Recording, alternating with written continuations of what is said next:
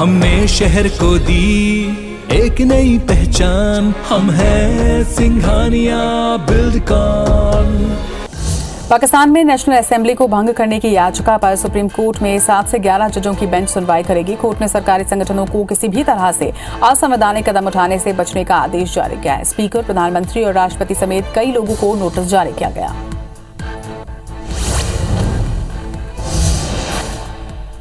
पाकिस्तान में सियासी घमासान जारी है। इस बीच आज 3:30 बजे पाकिस्तान के कार्यवाहक पीएम इमरान खान देश को संबोधित करेंगे। रविवार को संसद की कार्रवाई 10 मिनट भी नहीं चली।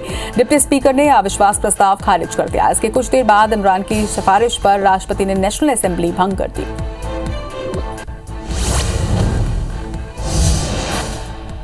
श्रीलंका में इमरजेंसी के बीच राजनीतिक उठापटक तेज हो गई है। रविवार देर रात देश की पूरी कैबिनेट ने तत्काल प्रभाव से इस्तीफा दे दिया। देश के शिक्षा मंत्री दिनेश गुणवर्धन ने बताया कि राष्ट्रपति और पीएम को छोड़कर सभी 26 मंत्रियों ने इस्तीफा सौंप दिया है।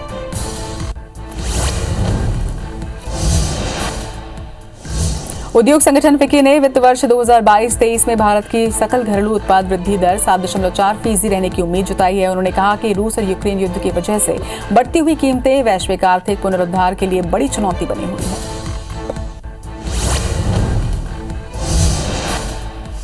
जम्मू कश्मीर के पुलवामा में आतंकियों ने 2 प्रवासी मजदूरों को गोली मार दी। दोनों की पहचान धीरज दत्त और सुरविंदर सिंह के रूप में की गई है। उन्हें नजदीकी सीएचसी में इलाज के लिए भर्ती करवाया गया, जहां इलाज के दौरान दोनों ने दम तोड़ दिया। हमले के बाद से पुलिस और सुरक्षा बल इलाके में सर्च ऑपरेशन चला रहे हैं। जम्मू कश्मीर के पुंछ जिले में एलओसी पर एक ऑपरेशन के दौरान सुरक्षा बलों ने आतंकवादी ठिकाने का भांडाफोड़ किया। सेना ने ठिकाने से हथियार और गोला बारूद बरामद किया है। वहीं रक्षा सूत्रों ने कहा कि सेना के सैनिकों और जम्मू कश्मीर पुलिस के विशेष अभियान समूह ने नूरकोट इलाके में संयुक्त अभियान चलाया है। पाकिस्तान में नेशनल असेंबली को भंग करने की याचिका पर सुप्रीम कोर्ट में 7 से 11 जजों की बेंच सुनवाई करेगी। कोर्ट ने सरकारी संगठनों को किसी भी तरह से असंवैधानिक कदम उठाने से बचने का आदेश जारी किया है। स्पीकर, प्रधानमंत्री और राष्ट्रपति समेत कई लोगों को नोटिस जारी कर दिया गया है। पाकिस्तान में सियासी घमासान जारी है। इस बीच आज 3:30 बजे पाकिस्तान के कार्यवाहक पीएम इमरान खान देश को संबोधित करेंगे। रविवार को संसद की कार्रवाई 10 मिनट भी नहीं चली। डिप्टी स्पीकर ने अविश्वास प्रस्ताव खारिज कर दिया। इसके कुछ देर बाद इमरान की सिफारिश पर राष्ट्रपति ने नेशनल असेंबली भंग कर दी। श्रीलंका में इमरजेंसी के बीच राजनीतिक उठापटक तेज हो गई है। रविवार देर रात देश की पूरी कैबिनेट ने तत्काल प्रभाव से इस्तीफा दे दिया है। देश के शिक्षा मंत्री दिनेश गुणवर्धन ने बताया कि राष्ट्रपति गोटाबाया राजपक्षे और पीएम महेंद्र राजपक्षे को छोड़कर सभी 26 मंत्रियों ने इस्तीफा सौंप दिया है। उद्योग संगठन फिक्की ने वित्त वर्ष 2022-23 में भारत की सकल घरेलू उत्पाद वृद्धि दर 7.4% रहने की उम्मीद जताई है। उन्होंने कहा कि रूस और यूक्रेन के युद्ध की वजह से बढ़ती हुई कीमतें वैश्विक आर्थिक पुनरुद्धार के लिए बड़ी चुनौती बनी हुई है। जम्मू कश्मीर के पुलवामा में आतंकियों ने 2 प्रवासी मजदूरों को गोली मार दी। दोनों की पहचान धीरज दत्त और सुरिंदर सिंह के रूप में हुई है। उन्हें नजदीकी सीएचसी में इलाज के लिए भर्ती करवाया गया, जहां पर इलाज के दौरान दोनों ने दम तोड़ दिया। हमले के बाद से पुलिस और सुरक्षा बल इलाके में सर्च ऑपरेशन चला रहे हैं। आईपीएल का 12वां मुकाबला आज लखनऊ और हैदराबाद के बीच खेला जाएगा। मुकाबला शाम 7:30 बजे डीवाई पाटिल स्टेडियम में होगा। लखनऊ एक जीत के साथ 6वें नंबर पर है, तो वहीं हैदराबाद ने अब तक एक भी मैच नहीं जीता है और पॉइंट्स टेबल में आखिरी नंबर पर है। संसद के बजट सत्र का आखिरी सप्ताह आज लोकसभा में विवादित क्रिमिनल प्रोसीड्यूर बिल को चर्चा के बाद पारित किए जाने की संभावना है। इसके बाद आज फिर से विपक्ष महंगाई के मुद्दे पर संसद में चर्चा की मांग कर सकता है। राष्ट्रपति रामनाथ कोविंद ने तुर्कमेनिस्तान के अशगाबत में बगयालिक स्पोर्ट्स कॉम्प्लेक्स में योग और पारंपरिक चिकित्सा केंद्र का दौरा किया और महात्मा गांधी का पुष्पांजलि अर्पित की। इसके पहले उन्होंने अशगाबाद में हल्क हकीदासी स्मारक का दौरा भी किया। कांग्रेस नेता राहुल गांधी आज शाम को दिल्ली में तेलंगाना के पार्टी नेताओं से मुलाकात करेंगे। शाम 5 बजे होने वाली बैठक में तेलंगाना कांग्रेस करीब 30 वरिष्ठ नेता शामिल होंगे। जानकारी के मुताबिक राहुल बैठक में राजनीतिक हालात पर चर्चा करेंगे और आगामी विधानसभा चुनाव को लेकर मंथन करेंगे। करौली की घटना को लेकर मुख्यमंत्री अशोक गहलोत ने कहा है कि मेरा मानना है कि प्रधानमंत्री को देशवासियों से अपील करनी चाहिए और धर्म के नाम पर जो ध्रुवीकरण हो रहा है वो ठीक नहीं है। अगर शांति, भाईचारा और सद्भाव रहता है तो वहां विकास का माहौल होता है। राजस्थान के करौली की घटना पर केंद्रीय मंत्री गजेंद्र सिंह शेखावत ने कहा है कि गहलोत सरकार तुष्टीकरण की नीति पर काम कर रही है और कानून व्यवस्था में पूरी तरह से विफल हुई है। इस घटना की जांच हो, वहीं अपराधियों को सजा भी मिले, साथ ही अपराधियों को संरक्षण देने वालों का भी खुलासा किया जाए। महाराष्ट्र नवनिर्माण सेना के प्रमुख राज ठाकरे ने महाराष्ट्र के सीएम उद्धव ठाकरे पर जमकर निशाना साधा। उन्होंने कहा कि महाराष्ट्र की जनता ने शिवसेना को एनसीपी कांग्रेस के साथ जाने के लिए समर्थन नहीं दिया था और उद्धव ठाकरे ने जनता के साथ गद्दारी की है। दिल्ली में बने डीएमके के नए कार्यालय के उद्घाटन पर तमिलनाडु के सीएम स्टालिन पहुंचे। कार्यक्रम में सोनिया गांधी और अखिलेश यादव भी शामिल हुए। इस दौरान उद्घाटन के बहाने स्टालिन ने शक्ति प्रदर्शन किया, जिसके बाद माना जा रहा है कि तमिलनाडु के बाद उनकी नजर अब दिल्ली की सियासत पर भी है। कश्मीरी पंडितों के नए साल पर आरएसएस के प्रमुख मोहन भागवत ने कश्मीरी हिंदुओं को संबोधित किया। उन्होंने कहा कि चरमपंथ के कारण कश्मीरी हिंदुओं को कश्मीर से विस्थापित होना पड़ा, लेकिन अब आप हिंदू और भारत भक्त के रूप में वापस जाएंगे। जम्मू कश्मीर के पुलवामा में रविवार शाम आतंकियों ने 2 प्रवासी मजदूरों को गोली मार दी। दोनों की पहचान धीरज दत्त और सुरेंद्र सिंह के रूप में हुई है। उन्हें नजदीकी सीएचसी में इलाज के लिए भर्ती करवाया गया, जहां पर इलाज के दौरान दोनों ने दम तोड़ दिया। हमले के बाद से पुलिस और सुरक्षा बल इलाके में सर्च ऑपरेशन चला रहे हैं। जम्मू कश्मीर की बांदीपोरा पुलिस ने 2 आतंकी मॉड्यूल का भांडाफोड़ किया। इसके साथ ही प्रतिबंधित संगठन लश्कर-ए-तैयबा के 5 आतंकियों को भी गिरफ्तार किया। ये जिलों में आतंकवादियों को लॉजिस्टिक और परिवहन प्रदान कर रहे थे।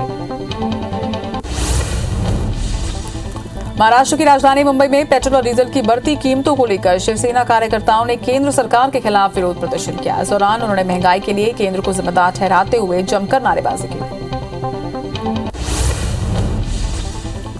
उत्तर प्रदेश की गाजियाबाद पुलिस ने महिलाओं की सुरक्षा के लिए एंटी रोमियो स्क्वाड को अलर्ट पर रखा है। गाजियाबाद एसपी इराज रजा ने कहा कि हर वो जगह जहां पर महिलाओं की आवाजाही ज्यादा होती है, वहां पर यह स्क्वाड सक्रिय होगा। स्कूल, कॉलेज, मार्केट जैसी जगहों पर फूट मार्च भी निकाला जाएगा। उद्योग संगठन फिक्की ने वित्त वर्ष 2022-23 में भारत की सकल घरेलू उत्पाद वृद्धि दर 7.4% रहने की उम्मीद जताई। उन्होंने कहा कि रूस और यूक्रेन युद्ध की वजह से बढ़ती हुई कीमतें वैश्विक आर्थिक पुनरुद्धार के लिए बड़ी चुनौती बनी हुई है।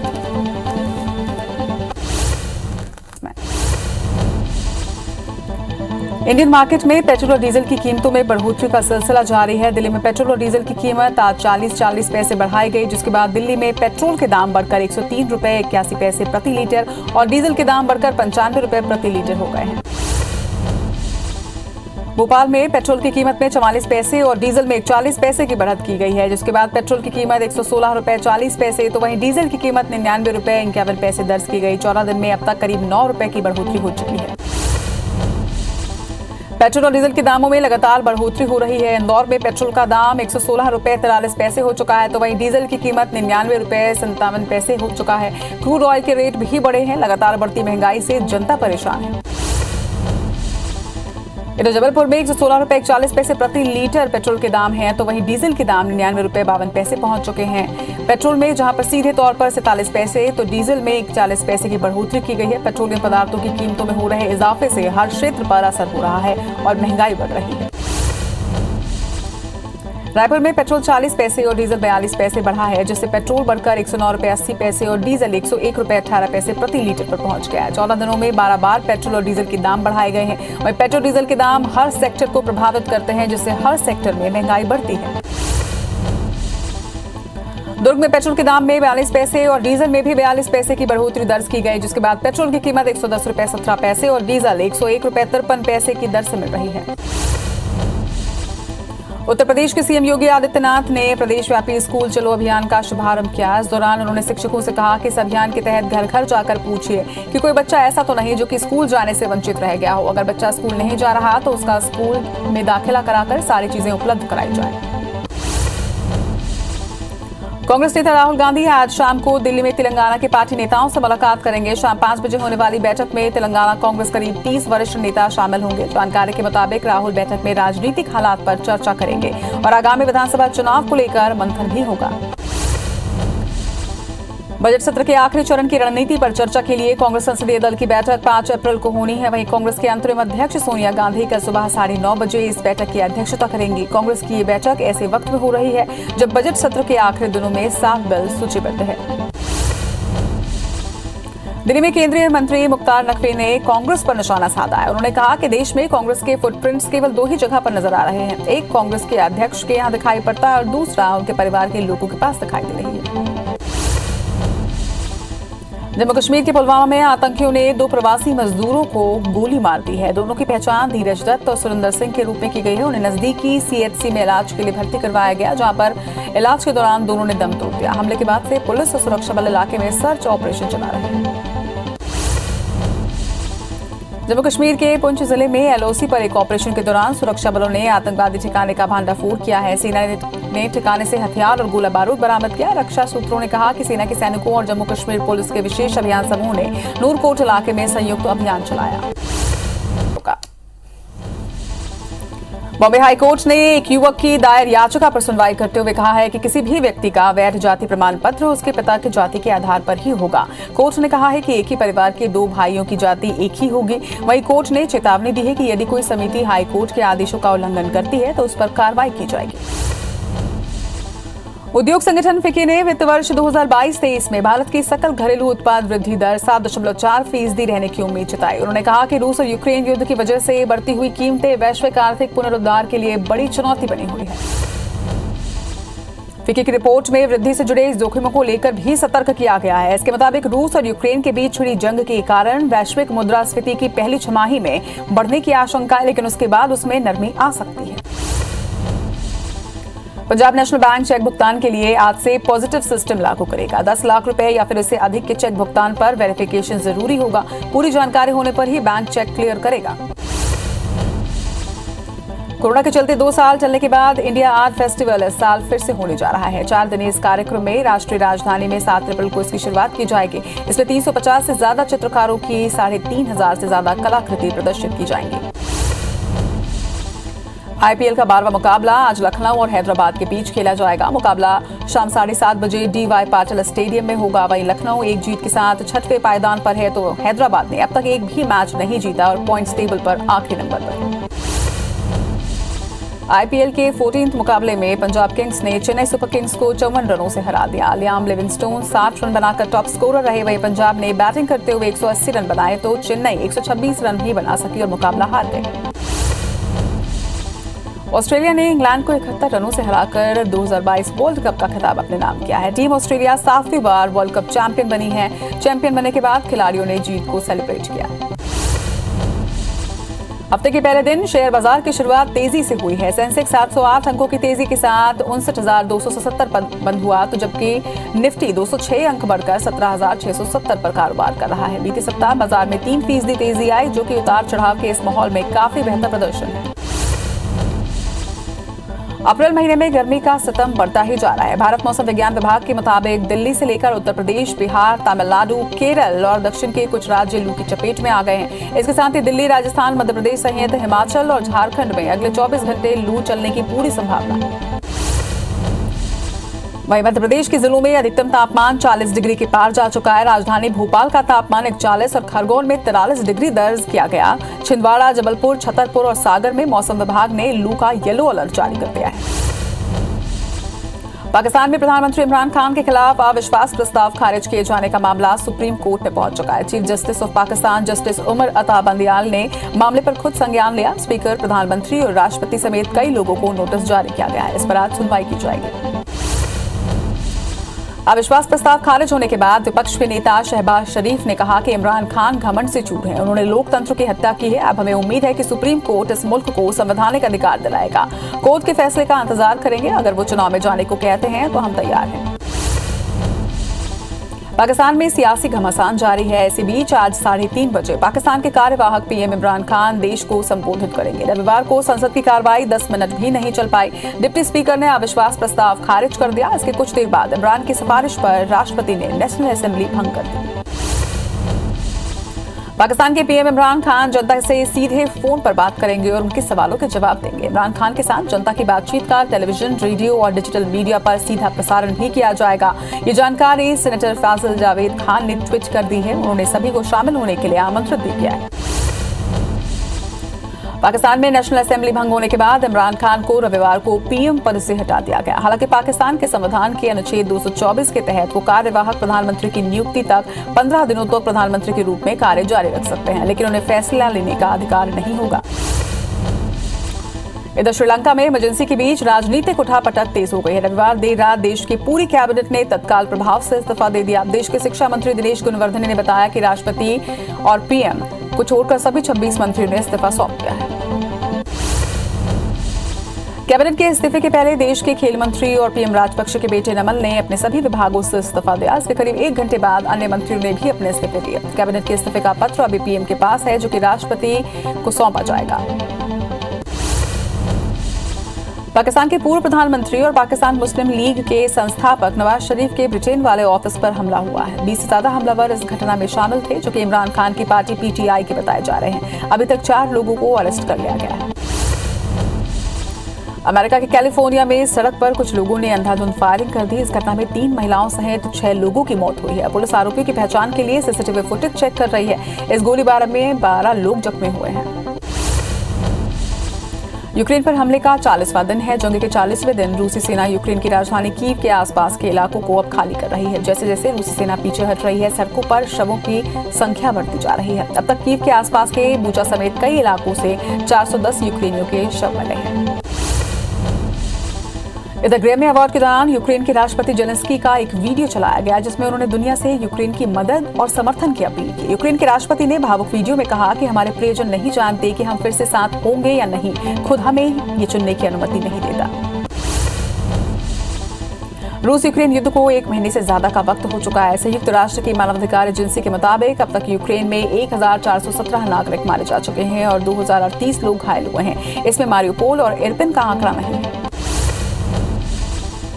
वहीं चीन में कोरोना की रफ्तार तेज हो गई है। पिछले 24 घंटे में यहाँ 13,000 से ज्यादा नए केस सामने आए हैं। वहीं चीन में 2 साल बाद कोरोना के इतने ज्यादा मामले सामने आए। राष्ट्रीय स्वास्थ्य आयोग ने बताया कि पॉजिटिव केस में 11,691 मरीजों में कोरोना के कोई लक्षण नहीं है। वहीं देश में कोरोना के नए केस तेजी से बढ़ने की वजह नया वेरिएंट माना जा रहा है।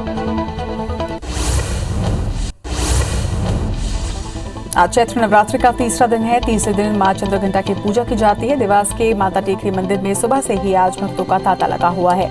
मंदिर में मां तुलजा, मां चामुंडा देवी की पूजा अर्चना की जा रही है। वहीं माता के दर्शन के लिए हर साल लाखों श्रद्धालु मंदिर पहुंचते हैं। मणिनगर के प्राचीन शीतला माता मंदिर में मां के दर्शन के लिए सुबह से ही भक्तों का तांता लगा हुआ है। सुबह 5 बजे से ही श्रद्धालु पूजा अर्चना करने के लिए मंदिर पहुंचे हैं। वहीं मां के दर्शन की खुशी भक्तों के चेहरे पर साफ नजर आ रही है। भोपाल के प्रसिद्ध मां कालिका पिजासन देवी दरबार में सुबह से ही भक्तों का तांता लगा रहा। बड़ी संख्या में श्रद्धालु माता के दर्शन करने के लिए पहुंच रहे हैं और पूजा अर्चना कर मां से मनोकामना मांग रहे हैं। जबलपुर के काली मंदिर में सुबह से ही भक्तों का तांता लगा हुआ है। बड़ी संख्या में भक्त माता के दर्शन करने के लिए मंदिर पहुंच रहे हैं। वहीं तीसरे दिन माता का विशेष श्रृंगार भी किया गया। माता को जासौन के फूल की माला चढ़ाई गई है। सुबह से ही भक्त मां को जल चढ़ाने के लिए मंदिर पहुंच रहे हैं। मध्य प्रदेश में खरगोन समेत पूरे निमाड़ का सुप्रसिद्ध और खास पर्व गणगौर है, जिसकी शुरुआत आज सुबह से पूरे जिले में गणगौर माता की बाड़ी के पट खोलकर की गई, जहां पर माता गणगौर की आराधना के लिए बड़ी संख्या में उनके भक्तों की भीड़ उमड़ पड़ी। ओरछा में रामनवमी पर जन्मोत्सव को खास तरीके से मनाने की तैयारी है, जिसे लेकर पूरे नगर में 5 लाख से ज्यादा दिए जलाए जाएंगे। समारोह का आगाज सीएम शिवराज सिंह चौहान करेंगे। ओरछा में 4 से 10 अप्रैल तक रोजाना शाम 6:30 बजे से बेतवा नदी किनारे कंजना घाट पर रामलीला का मंचन भी होगा। सीएम शिवराज सिंह चौहान आज नई दिल्ली में मध्य प्रदेश सुशासन और विकास रिपोर्ट 2022 का विमोचन करेंगे। हैबिटेट सेंटर में आयोजित कार्यक्रम में एमपी सरकार अपनी वार्षिक रिपोर्ट के पहले संस्करण का विमोचन करेगी। इस दौरान केंद्र, राज्य सरकार के मंत्री और मध्य प्रदेश के सांसद यहां उपस्थित रहेंगे। खैरागढ़ उपचुनाव के लिए कांग्रेस ने प्रचार अभियान तेज कर दिया है। आज चुनावी मैदान में सीएम भूपेश बघेल उतरेंगे। सीएम 3 चुनावी सभाओं को संबोधित करेंगे। सालेवाड़ा, बकरकट्टा और पैलीमेटा में सीएम की चुनावी सभाएं होंगी। खैरागढ़ उपचुनाव के लिए 12 अप्रैल को वोटिंग होगी और 16 को काउंटिंग होगी। आज केंद्रीय मंत्री प्रहलाद पटेल की खैरागढ़ दौरे पर रहेंगे, जहां वो 4 सभाओं को संबोधित करेंगे। पटेल 6 और 7 अप्रैल को 4 सभाएं करेंगे। तो वहीं मध्य प्रदेश के सीएम शिवराज सिंह चौहान, केंद्रीय मंत्री ज्योतिरादित्य सिंधिया के आने के कयास भी लगाए जा रहे हैं। मध्य प्रदेश के कई संभागों में आज से गेहूं की खरीदी शुरू हो गई है। आज से 16 मई तक समर्थन मूल्य में गेहूं की खरीदी की जाएगी। इस साल गेहूं का समर्थन मूल्य 2015 रुपए प्रति क्विंटल निर्धारित किया गया है। वहीं इंदौर और उज्जैन संभाग के जिलों में 28 मार्च से खरीदी की शुरुआत हुई है। मध्य प्रदेश सरकार ने किसानों को बड़ी राहत दी है। दरअसल अब समय पर अल्पावधि फसल ऋण नहीं चुकाने वाले किसानों से सहकारी समितियां मनमाना दंड ब्याज नहीं वसूल सकेंगी। इसके लिए सहकारिता विभाग ने यह तय किया है कि किसी भी सूरत में दंड ब्याज 2% से ज्यादा नहीं लिया जाएगा। मध्य प्रदेश में पुलिस चयन बोर्ड बनाने की तैयारी चल रही है। पीएचक्यू ने गृह विभाग को ड्राफ्ट भेजा है। सभी पुलिस परीक्षाओं के लिए बोर्ड बनाने की तैयारी है। अब तक पीईबी ही सभी भर्ती परीक्षाएं आयोजित करता है। मध्य प्रदेश में बाघों की मौत का आंकड़ा लगातार बढ़ रहा है। बीते 2 दिनों के अंदर 3 बाघों की मौत हुई है। वहीं 3 महीने में 12 बाघों की मौत हो चुकी है। ये मध्य प्रदेश में बाघों की मौत का सबसे बड़ा आंकड़ा है, जिससे टाइगर स्टेट का तमगा खतरे में पड़ता नजर आ रहा है। जबलपुर को स्मार्ट सिटी और स्वच्छता में नंबर 1 बनाने की कवायद चल रही है। नगर निगम अधिकारियों के मुताबिक स्वच्छता सर्वेक्षण को देखते हुए पहले शहर में जगह जगह पर लगे बैनर, पोस्टर और होर्डिंग्स को हटाने का काम किया जा रहा है। इसके बाद भी पोस्टर लगाने वालों पर कार्रवाई की जाएगी। बिलासपुर में सिम्स के डॉक्टर आज से हड़ताल पर हैं। डॉक्टर सीएमओ के साथ हुए विवाद से नाराज बताए जा रहे हैं। वहीं सीएमओ के साथ विवाद 1 अप्रैल की रात को हुआ था, जिसमें परिजनों ने मरीज के इलाज में देरी का आरोप लगाया था।